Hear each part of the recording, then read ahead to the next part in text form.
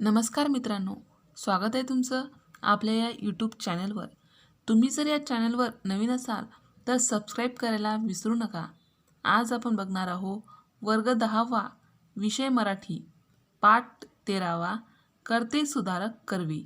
या पाठाचे लेखक आहेत डॉक्टर शिरीष गोपाळ देशपांडे. या पाठातील आज आपण संपूर्ण कृती, स्वाध्याय, व्याकरण, स्वमत अभ्यासणार आहोत. पहिले आहे कृती. कृतीमध्ये पहिला प्रश्न आहे खालील आकृत्या पूर्ण करा. आणि यामध्ये पहिला प्रश्न आहे महर्षी कर्वे यांना अपेक्षित असलेले स्वातंत्र्य प्रकार. काय आहे प्रश्न? महर्षी कर्वे यांना अपेक्षित असलेले स्वातंत्र्य प्रकार हे आपल्याला आकृतीच्या स्वरूपात लिहायचे आहे. तर त्यांना अपेक्षित असलेला पहिला स्वातंत्र्य प्रकार आहे राष्ट्रीय स्वातंत्र्य. काय आहे? राष्ट्रीय स्वातंत्र्य. आणि दुसरा स्वातंत्र्य प्रकार आहे संपूर्ण स्वातंत्र्य.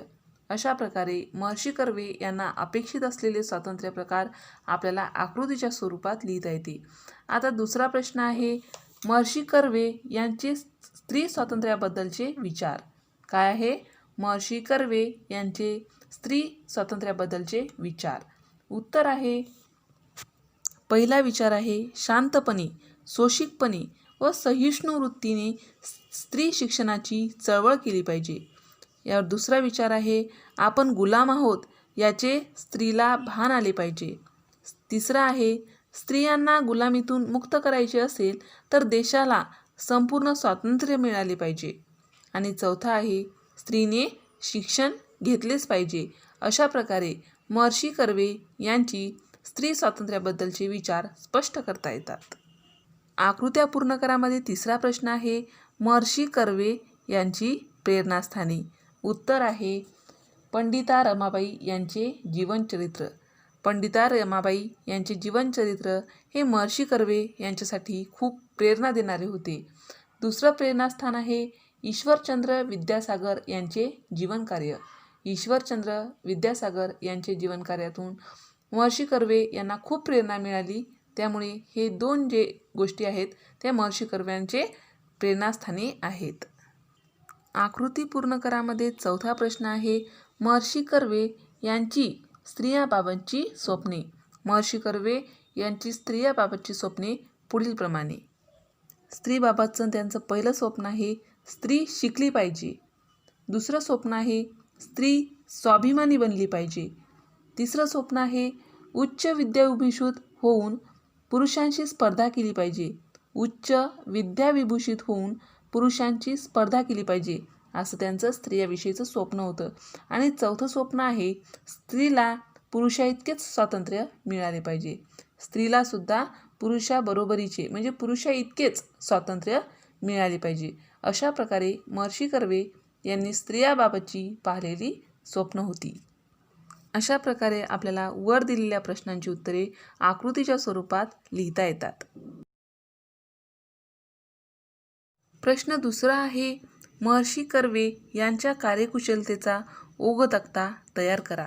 काय आहे प्रश्न? महर्षी कर्वे यांच्या कार्यकुशलतेचा ओघ तक्ता तयार करा. म्हणजे त्यांचे कार्य कशा पद्धतीने, कोणत्या पद्धतीने चालू होते ते त्याचा ओघ तक्ता लिहायचा आहे आपल्याला. ते जर पहिलं दिलेलं आहे कार्यात नेमकेपणा होता. तर कार्यात नेमकेपणा होता म्हणजे नेमकं काय होतं? म्हणजे ते बोलत नसत. कार्य करत असताना ते जास्त बोलत नसत. दुसरं आहे विचार करीत असत. म्हणजे विचार करून काम करत असत.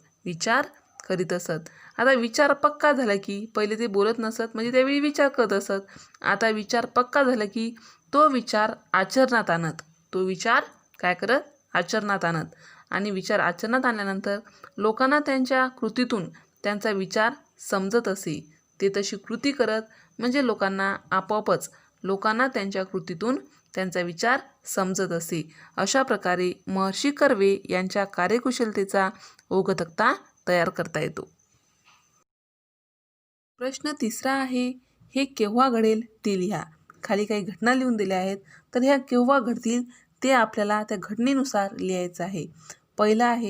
पहिला प्रश्न आहे कर्त्या सुधारकाने सुरू केलेले कार्य पूर्णत्वास जाईल.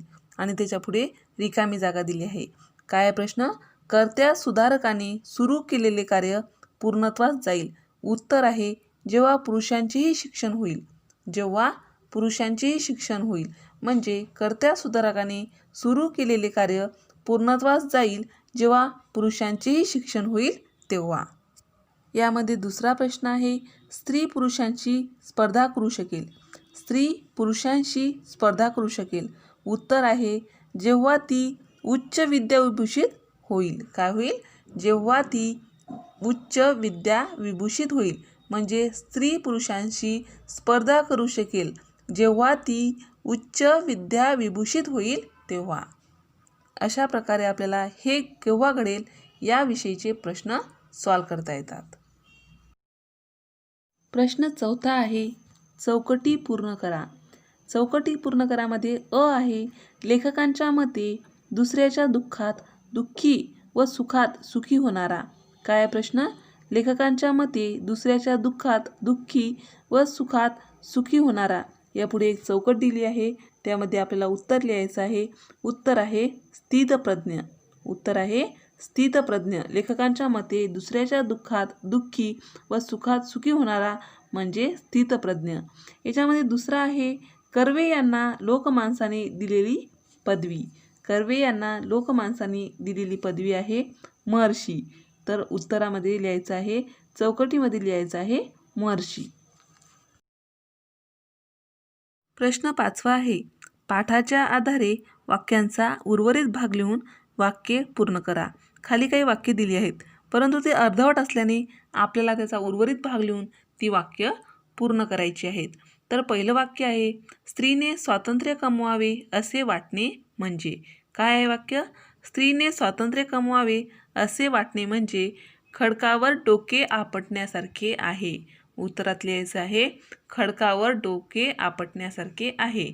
वाक्य पूर्ण वाचते मी. स्त्रीने स्वातंत्र्य कमवावे असे वाटणे म्हणजे खडकावर डोके आपटण्यासारखे आहे.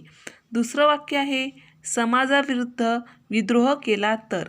काय आहे? समाजाविरुद्ध विद्रोह केला तर. उत्तर आहे, विद्रोह करणाऱ्यालाच समाज गिळून टाकायला येईल. विद्रोह करणाऱ्याला समाज गिळून टाकायला येईल. वाक्य पूर्ण वाचते, समाजाविरुद्ध विद्रोह केला तर विद्रोह करणाऱ्याला समाज गिळून टाकायला येईल. तिसरं वाक्य आहे, लोकांनी कर्वे यांची ससे होलपट चालवली तरी. लोकांनी कर्वे यांची ससे होलपट चालवली तरी. उत्तर आहे, कर्व्यांनी त्यांना शिव्याशाप दिले नाहीत किंवा आपल्या कार्यापासून कर्वे विचलित झाले नाहीत. तर उत्तर पूर्ण विधानामध्ये लिहिण्यासाठी लोकांनी कर्वे यांची ससे होलपट चालवली तरी कर्व्यांनी त्यांना शिव्याशाप दिले नाहीत किंवा आपल्या कार्यापासून कर्वे विचलित झाले नाहीत. अशा प्रकारे आपल्याला दिलेल्या वाक्यांचा उर्वरित भाग लिहून वाक्य पूर्ण करता येतात. प्रश्न सहावा आहे, कार्य या शब्दासाठी पाठात आलेली विशेषणे शोधा. काय प्रश्न? कार्य या शब्दासाठी पाठात आलेली विशेषणे शोधा. उत्तर, मोठे, अतोनात, कठीण, ऐतिहासिक, जटिल, अटीतटीचे, महाकठीण, अलौकिक, महान ही पाठात आलेली महत्त्वपूर्ण नामाची विशेषणे आहेत. कार्य या नामाची विशेषणे आहेत. मी विशेषणे पुन्हा एकदा वाचते. मोठे, अतोनात, कठीण, ऐतिहासिक, जटिल, अटीतटीचे, महाकठीण, अलौकिक, महान इत्यादी कार्य या नामाची विशेषणे पाठात आढळून आली आहेत. प्रश्न सातवा आहे, खालील वाक्यातील वाक्प्रचार शोधा. खाली काही वाक्य दिली आहेत, त्यात वाक्प्रचार तयार होईल असा शब्द आपल्याला शोधायचा आहे. तर पहिलं वाक्प्रचार आहे किंवा पहिलं वाक्य आहे, शिक्षकांनी सांगितलेले हृदय आठवण आमच्या मनात घर करून राहिली. शिक्षकांनी सांगितलेली हृदय आठवण आमच्या मनात घर करून राहिली. यासाठी वाक्प्रचाराचा अर्थ, वाक्प्रचार हा शब्द येतो मनात घर करून राहणे. मनात घर करून राहणे त्याचा अर्थ होतो कायम ठसा राहणे. कायम ठसा राहणे. आणि आपल्याला वाक्य लिहिता येते, शिक्षकांनी सांगितलेली हृदय आठवण आमच्या मनात घर करून राहिली. आता दुसरं वाक्य आहे, वक्त्याचे विचार अनेकांच्या पचनी पडले नाहीत. वक्त्याचे विचार अनेकांच्या पचनी पडले नाहीत. आता या वाक्यातील वाक्प्रचार आहे पचनी न पडणे. काय आहे? पचनी न पडणे. त्याचा अर्थ होतो न पटणे. एखादी गोष्ट नाही पटली तर आपण त्याला काय म्हणतो? पचनी न पडणे. आणि त्याचं वाक्य तयार होते, वक्त्याचे विचार अनेकांच्या पचनी पडले नाहीत. वक्त्याचे विचार अनेकांच्या पचनी पडले नाहीत. अशा प्रकारे आपल्याला खालील वाक्यातील वाक्प्रचार शोधून त्याचा अर्थ व वाक्य लिहिता येतात. प्रश्न 8 आहे, खालील वाक्यातील उभयान्वी अव्यये शोधून लिहा. खाली काही वाक्य दिली आहेत, त्या वाक्यातील आपल्याला उभयान्वी अव्यय असलेला शब्द शोधून लिहायचा आहे. तर पहिलं वाक्य आहे, त्याने लाडू व करंज्या खाल्ल्या. त्याने लाडू व करंज्या खाल्ल्या. या वाक्यात व हा शब्द उभयान्वी अव्यय असलेला आहे, म्हणून उत्तरात मध्ये आपल्याला व हा शब्द लिहायचा आहे. आता दुसरं वाक्य आहे, पाऊस आला आणि गारा पडल्या. पाऊस आला आणि गारा पडल्या. या वाक्यामध्ये आणि हा शब्द उभयान्वी अव्यय असलेला आहे, म्हणून आपल्याला उत्तरामध्ये आणि हा शब्द लिहायचा आहे. तिसरं वाक्य आहे, तो येणार कारण त्याला पैशाची गरज आहे. तो येणार कारण त्याला पैशाची गरज आहे. या वाक्यामध्ये कारण हा शब्द उभयान्वी अव्यय असलेला आहे, म्हणून उत्तरामध्ये आपल्याला कारण हा शब्द लिहायचा आहे. चौथं वाक्य आहे, आजी म्हणाली की मी उद्या गावाला जाणार आहे. आजी म्हणाली की मी उद्या गावाला जाणार आहे. या वाक्यामध्ये की हा शब्द उभयान्वी अव्यय असलेला आहे, म्हणून आपल्याला उत्तरामध्ये की हा शब्द लिहायचा आहे. अशा प्रकारे दिलेल्या वाक्यातील उभयान्वी अव्यय आपल्याला शोधून उत्तरामध्ये लिहायचे आहेत. प्रश्न 9 आहे, केवल प्रयोगी अव्ययांचा वापर करून वाक्ये पुन्हा लिहा. खाली काही वाक्य दिली आहेत आणि पहिले रिकामी जागा दिलेली आहेत. त्या ठिकाणी आपल्याला केवल प्रयोगी अव्ययांचा वापर करायचा आहे. तर पहिले आहे, रिकामी जागा, काय सुंदर देखावा आहे हा. रिकामी जागा, काय सुंदर देखावा आहे हा. त्या रिकामी जागेच्या ठिकाणी आपल्याला ओहो शब्द लिहून वाक्य पूर्ण करायचं आहे. ओहो, काय सुंदर देखावा आहे हा. असं केवल प्रयोगी अव्यय वापरून आपल्याला वाक्य पूर्ण करायचं आहे. दुसरं वाक्य आहे, रिकामी जागा, असा प्रसंग वैऱ्यावर देखील येऊ नये. या वाक्यामध्ये अरे रे ह्या केवल प्रयोगी अव्यय असलेला शब्द आपल्याला वापरायचा आहे. तर वाक्य कसं तयार होईल? अरे रे असा प्रसंग वैऱ्यावर देखील येऊ नये. तिसरा प्रश्न आहे किंवा तिसरं वाक्य आहे, रिकामी जागा, तुझी कल्पनाच मुळी मला पसंत नाही. यामध्ये रिकामी जागे या ठिकाणी आपल्याला शब्द वापरायचा आहे छे. छे, तुझी कल्पनाच मुळी मला पसंत नाही. आणि चौथं वाक्य आहे, रिकामी जागा, आज तू खूप चांगला खेळलास. या रिकामी जागाच्या ठिकाणी आपल्याला शब्द वापरायचा आहे वा वा. वाह वा, आज तू खूप चांगला खेळलास. अशा प्रकारे आपल्याला केवल प्रयोगी अव्ययांचा वापर करून खालील दिलेले वाक्य पुन्हा लिहिता येतात किंवा पूर्ण करता येतात. प्रश्न 10 आहे, स्वमत. स्वमतमध्ये पहिला प्रश्न दिला आहे, स्त्रियांनी शिकणे अत्यंत गरजेचे आहे. या विधानामागील अण्णांचा दृष्टिकोन स्पष्ट करा. प्रश्न पुन्हा एकदा ऐका. स्त्रियांनी शिकणे अत्यंत गरजेचे आहे. या विधानामागील अण्णांचा दृष्टिकोन स्पष्ट करा. उत्तर, समाजामध्ये स्त्रियांची संख्या पुरुषा इतकीच असते. काही प्रमाणात कमी जास्त असू शकते, परंतु स्त्रिया ह्या समाजाचा अर्धा भाग असतो. दुर्दैवाची गोष्ट ही आहे, आपल्या समाजात स्त्रियांना मागासले ठेवले आहे. त्यांना शिक्षणासारख्या महत्त्वपूर्ण गोष्टीपासून बऱ्याच दिवस वंचित ठेवण्यात आले होते. त्याचे नुकसान आजही समाजाला भोगायला मिळते. त्यामुळे होणारे नुकसान कधीकधी अमाप असते. हे नुकसान आपल्याला प्रत्यक्ष न समजल्याने हे नुकसान खूप दिवस सुरूच राहिले. स्त्रियांना मागासलेले ठेवल्यामुळे समाजाची अर्धी बुद्धिमत्ता निरुपयोगी ठेवल्यासारखी आहे. स्त्रियांची बुद्धी वापरली तर त्यांचा समाजाला भरपूर फायदा झाला असता. पुरुष हे स्वार्थी व आत्मकेंद्री असतात. स्त्रियांचा स्वभाव या उलट असतो. त्यामुळे स्त्री शिकणे आवश्यक आहे. पुरुष शिकला तर कुटुंबातील एका व्यक्तीचा विकास होतो, पण स्त्री शिकली तर त्याचा चांगला परिणाम संपूर्ण कुटुंबावर होतो. त्यामुळे शिक्षणासोबतच इतर बाबतीतही स्त्रियांना पुरुषांच्या बरोबरीचे स्थान द्यावे किंवा स्थान मिळालेच पाहिजे. अशा प्रकारे स्त्रियांनी शिकणे अत्यंत गरजेचे आहे. या विधानामागील अण्णांचा दृष्टिकोन स्पष्ट करता येतो. स्वमतमध्ये दुसरा प्रश्न आहे, जया अंगी मोठेपण तया यातना कठीण हे वचन महर्षी कर्वे यांच्या जीवनाला कसे लागू पडते ते स्पष्ट करा. प्रश्न पुन्हा एकदा ऐका. जया अंगी मोठेपण तया यातना कठीण हे वचन महर्षी कर्वे यांच्या जीवनाला कसे लागू पडते ते स्पष्ट करा. उत्तर, महर्षी कर्वे म्हणजेच अण्णासाहेब. त्यांनी जीवनात फार मोठे स्वप्न पाहिले होते. त्यांना खूप उंच झेप घ्यायची होती. त्यासाठी त्यांना समाजाची साथ मिळाली नाही. समाजाने अण्णासाहेबाचा स्वभाव समजलाच नव्हता.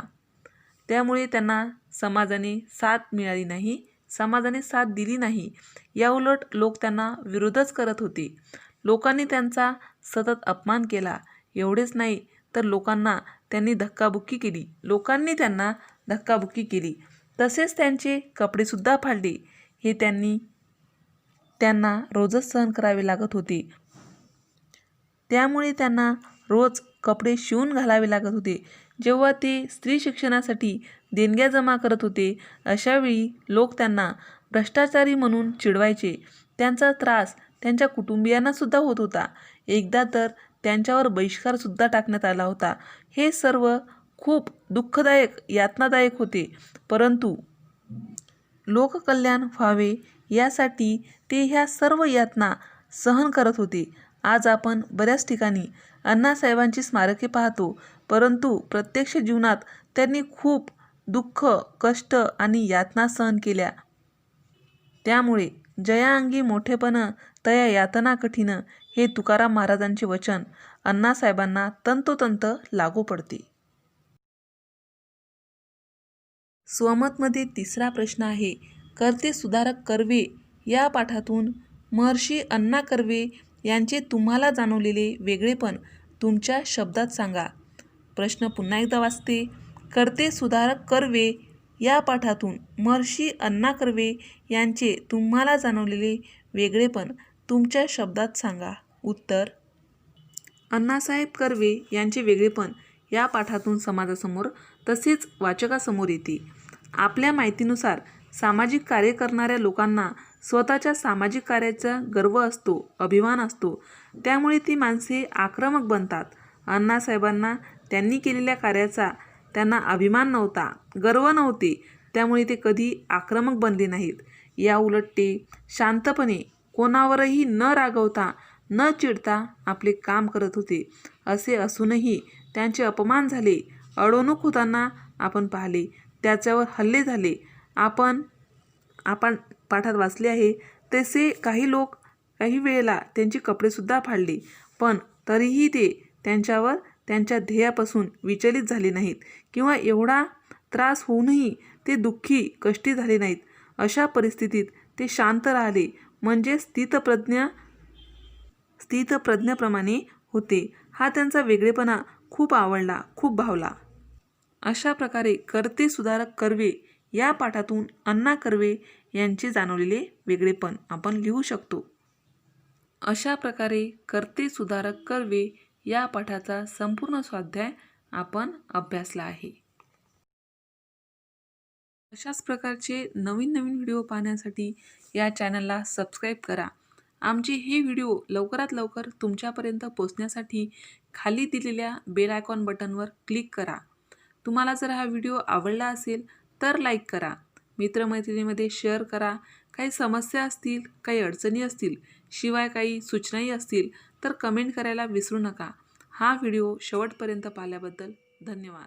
थँक्स.